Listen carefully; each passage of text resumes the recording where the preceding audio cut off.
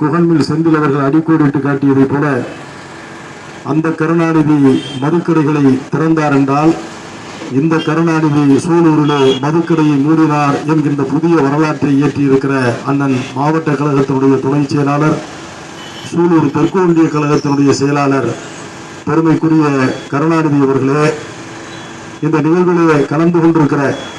ஒன்றிய கழகத்தினுடைய அவைத்தலைவர் தமிழையா அவர்களே, ஒன்றிய கழகத்தினுடைய பொருளாளர் அண்ணன் பீடம்பள்ளி செல்வராஜ் அவர்களே, மாவட்ட கழகத்தினுடைய இளைஞரணி துணை அமைப்பாளர் தம்பி யுவராஜ் அவர்களே, மாணவரணி துணை அமைப்பாளர் தம்பி கார்த்தி அவர்களே, தொண்டர்களுடைய மணி அவர்களே, இந்த நிகழ்வுகளை தொடர்ந்து 3 இடங்களில் பொதுவாழ்வுகளை கொண்டுலா கண்டிருக்கிற பொதுச் செயலாளர் 52 நாட்கள் சிறையிலிருந்து விடுதலை பெற்றதை கொண்டாடுகிற வகையில் இனிப்பு கேக் வெட்டி பட்டாசு வெடித்து மகிழ்ந்திருக்கிற ஆட்டோ சங்கத்தினுடைய நிர்வாகிகளான அன்பிற்குரிய MLF மனோகரன் அவர்களே,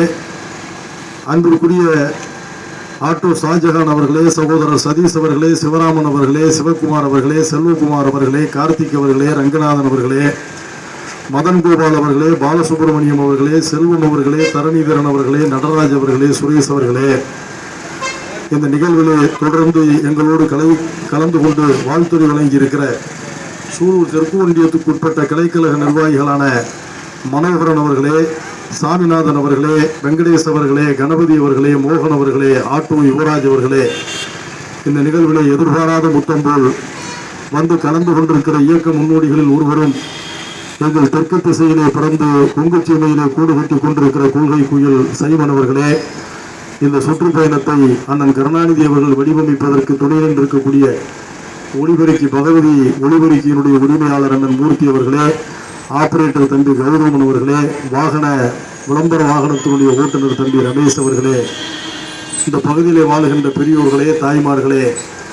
வியாபார பெருமக்களே, உங்கள் அத்துணை பேருக்கும் மறுமலர்ச்சி திராவிட முன்னேற்ற கழகத்தின் சார்பாக முதற்கனினுடைய நன்றியை தெரிவித்துக் கொள்கிறேன்.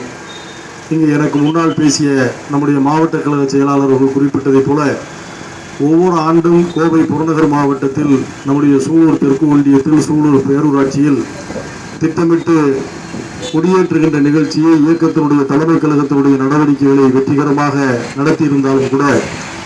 கழகத்தினுடைய கொள்கை விளக்க செயலாளர் என்கிற நிலையில் தலைமை கழகத்தினுடைய பிரதிநிதி என்கிற கோணத்தில்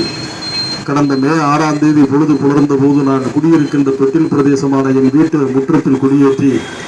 அதனைத் தொடர்ந்து திருப்புவனத்தில்